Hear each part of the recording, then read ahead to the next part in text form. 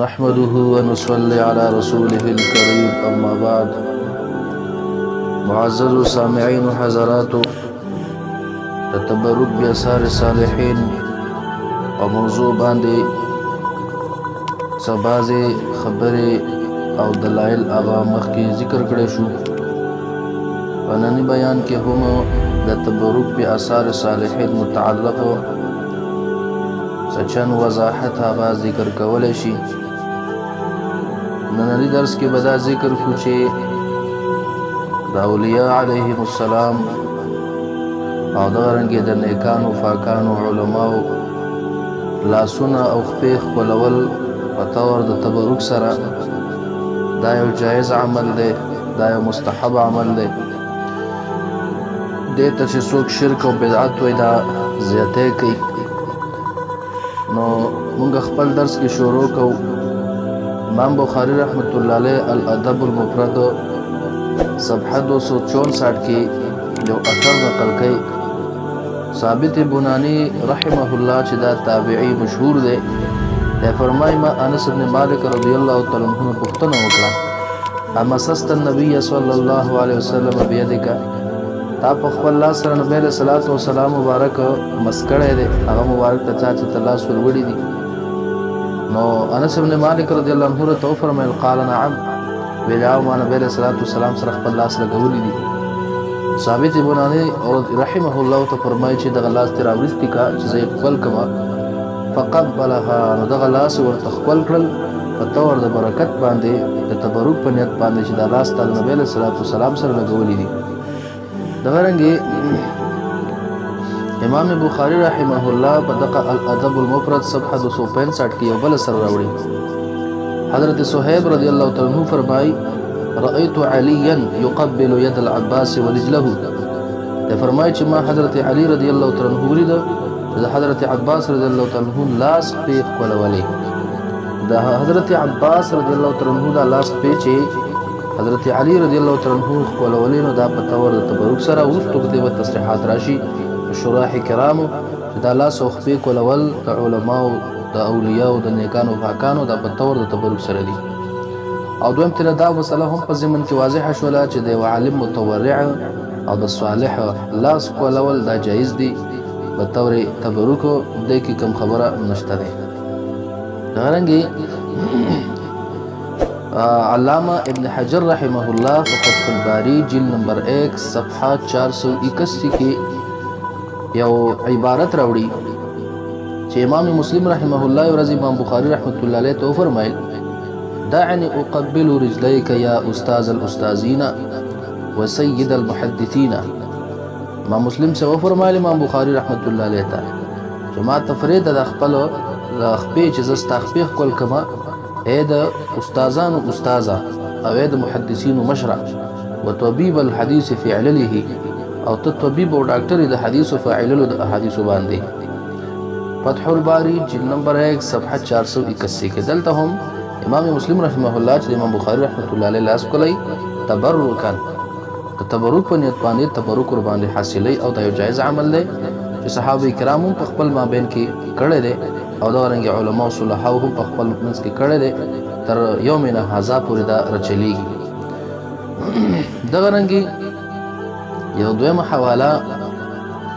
هغه زموږ تاسو سره ده چې عمدة القاری شرح صحیح البخاری جلد نمبر 2 صفحه 106 کې یو عبارت راوړي. ده فرمای چې ابو حاتم رحمه الله وایي چې کله به ابو مسهر عبد الاعلى دمشقي الغساني چې د وفات په 218 هجری کې دا امام غسانی چې بکلا مسجد حرم ته تشریف راوړلو یا مسجد ته راوړلو تشریف،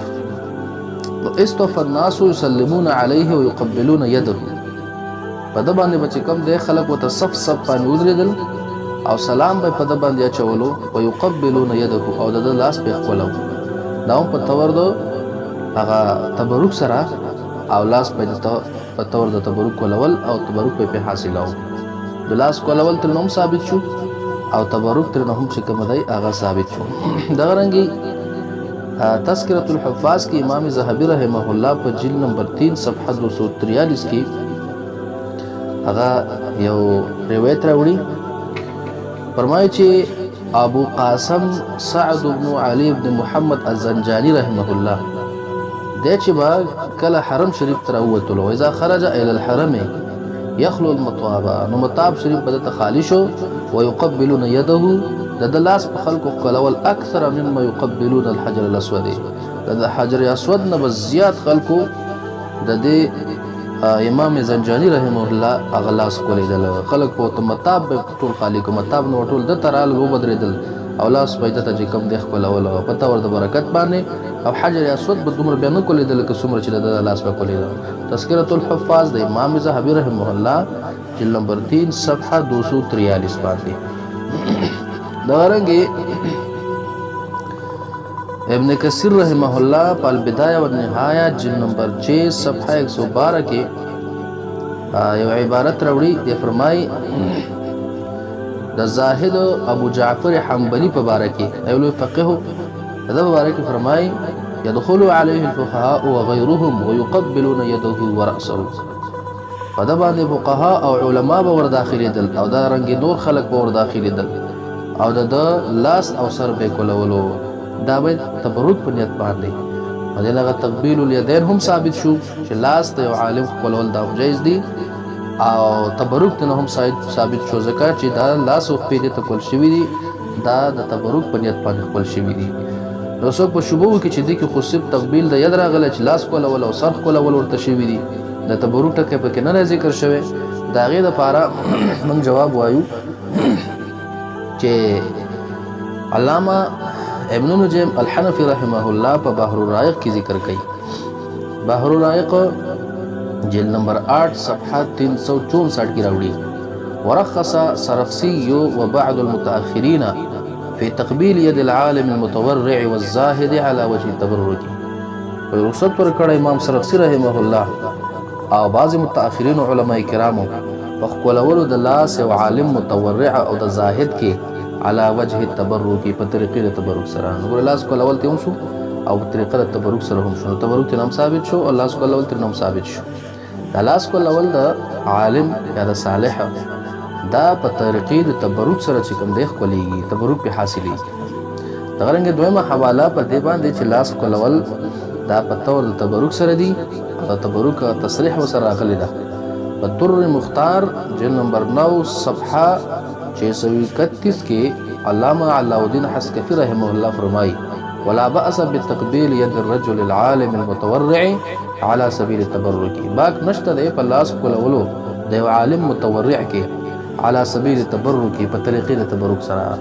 تبرکان د یو چا لاس کولول د کوم خبره نشته. درېمه حواله چې لاس په وجه د تبرک سره کولول کیږي الجوهر النيرة کتاب الحذر والاباحه او صفحه 365. څلورمه حواله فتاوی هندیه کتاب الکراهیت او جلد نمبر 5 او صفحه 369 او دا رنګ نور زموږ د فقه حنفي کتابونه لکه الاختیار لتعلیل المختار کتاب الکراهیت او د نور کتابونه زموږ کده شي. نو تدې دا خبره واضحه شو چې لاس کولول د یو عالم متورع په طریقې د تبرک سره دا یو جایز عمل دی او مستحب دی او ثابت دی، د بدعت ویل شرک ویل دا چې کوم د زیاته دی. امام قرطبی رحمه الله په التذکرہ باحوال الموتى وامور الاخره باب لګي باب یختار للمیت قوم صالحون یکون معهم، چې کله انسان وفات شي د بچرته د پن کول شي نو د لپاره یو قوم صالح ولټو د صالحانو په منځ کې د پن کا چې برکت ورته په حاصل شي. دا دغه باب شو صفحه 91. بیا روایت راوړي امرنا رسول الله صلی الله علیه وسلم، حضرت علی رضی الله عنه فرمایي چې موږ نبی صلی الله علیه وسلم امر وکړو چې ندپین موتانا وسط قوم صالحین، چې موږ د خپل مړي د قوم صالح په درمیان کې دفن کو. فإن الموتى يتأذون بالجار السوء كما يتأذى به الأحياء، دا مړي هم چې کوم د بد گاونډي په وجه باندې تکلیف کیږي لکه څنګه چې په ژوندانه کې د بد گاونډي نه سړی په تکلیف کیږي. بیا قرطبي رحم الله ورپسې فرمایي چې قال علماؤنا رحمه الله زمو علما فرمایي ويستحب لك تا لپاره مستحب دي پتا دی الله رحم وکي ان تقصد بمیتک قبور الصالحین چې تقص کې هغه خپل مړي سره قبور د صالحینو ومدافن اهل الخير او مدفن او مقبره د اهل خیر فتدفنهم معهم چې ته د خپل مړي التخخ کې نو دغه ته د مړي ولې خخې تبرکا بهم وتوسلا الى الله عز وجل بقربهم چې تبرک حاصل کړي شي د قوم صالحین په وجه باندې او توسل ونیول شي الله تبارک وتعالى بقربهم هغه نزدېکت دغه صالحین سره او دا مالکی عالم شي او دا مسله په شرح صدور کې هم نقل شوې ده په صفحه 105 باندې دا ثابت شو چې مړی دا به د نیکانو پاکانو په مقبرو کې خولای شي د وجه تبرک د دینه او د وجه د وسیلې د دینه چې الله تبارک وتعالى ته وسیله کړی شي دا رنګه ابن حجر رحمه الله فتح الباري جلد نمبر 3 صفحه 178 کې وایي الرابعه يستحب تقبيل يد الرجل الصالح والزاهد والعالم ونحوهم من اهل الخير مستحب خپلول د لاس د یو رجل صالح او د زاهد او د عالم او د غرنګ د نور چې د اهل خیر نه څخه خیر او برکت کی د لاس کولول دا مستحب دي په تور د تبرک سره او د غرنګ امام نووي رحمه الله په جلد نمبر 2 کې او صفحه چې کومه 704 ده دا امام نووي چې کوم شرح لګیدلی ده په صحیح مسلم باندې نو پاغي کې دی وایي چې وفي هذه الاحاديث جواز تقبيل الميت تعظيما وتبركا په دې حدیثونو دا جواز دا مسله ثابتېږي چې د مړي کولول جایز دی تعظیما او تبرکا چې دا کولول د دې مړي ولې کیږي چې تبرک قربان حاصل شي او چې د اهل خیر نه صوفي عالمي بل نه کې انساني فست وفات نه هغه کولول دا په وجه د تبرک باندې جایز دی دغه رنګ فتح الباري جلد نمبر 7 صفحه 334 کې فرمایي ويسن تقبيل يد الحي الصالح ونحوه من الامور الدينيه كعلم وشرف امور الدينيه كعلم وشرف وزهد وتعالى بار سنتي لاس کولول د ژوند عالم یا د بل یو چا چې د اهل خیر نه او چې د خیر په کې د امور دینیه او د وجه نه لکه علم په کې شرافت ورکی زهد ورکی د دې وجه د لاس کولول چې کوم دی دا مستحب او سنت دي او چا چې لاس کولول ته بدعت ویل ناروا ویل زموږ د فقهاو کې د علما متقدمین او سلفو کې هغه لاس کولول چې د امور دینیه او د وجه نه د امور دنیاوی او د وجه نه چا د مال د وجه نه د لاس کولول چا د دولت د وجه نه د لاس کولول چا د یری نه د لاس کولول نو بیا ناروا دي او چې د امور دینیه او د وجه نه لکه د علم او د شرافت او د زهد او د تقوا او د صلح او د ورع بیا مستحب دي دا رنګه وفاء الوفاء کې علامه سمحوزی رحمه الله په جلد نمبر 4 او صفحه 218 کې فرمایي چې عبد الله چې د ازوی د امام احمد بن حنبل رحمه الله ده فرمایي سالت ابي ما د خپل پلان نه پوښتنه کو عن الرجل يمس منبر النبي صلى الله عليه وسلم په باره دا غسړي کې چې د نبی له سلام منبر شریف مسکی ويتبرك بمسه او په دې مسکولو د منبر شریف په تبرک حاصلې ويقبله او د منبر شریف کولای او يفعل بالقبر مثل ذلك او دغه رنګ قبر سره هم د سکه د نبی اسلام چې قبر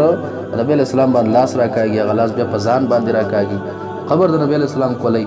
او دې باندې کوم د تبرک حاصلې